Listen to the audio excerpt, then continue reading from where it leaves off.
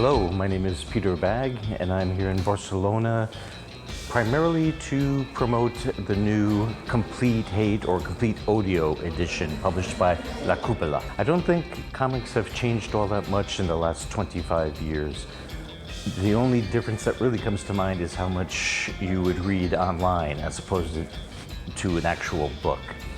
But content-wise, it seems like you still can find a huge variety of comics.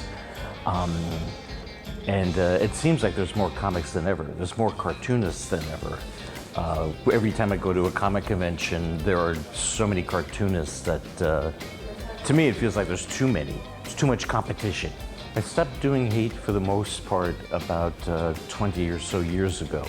And since then, I would say what I've mostly been working on are biographical comics, comics about historical figures.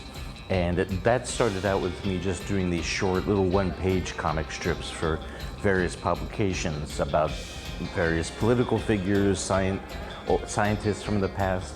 But over time, I began to do longer stories and eventually wound up doing entire graphic novels based on certain historical figures. And I greatly enjoy it because truth is always stranger than fiction.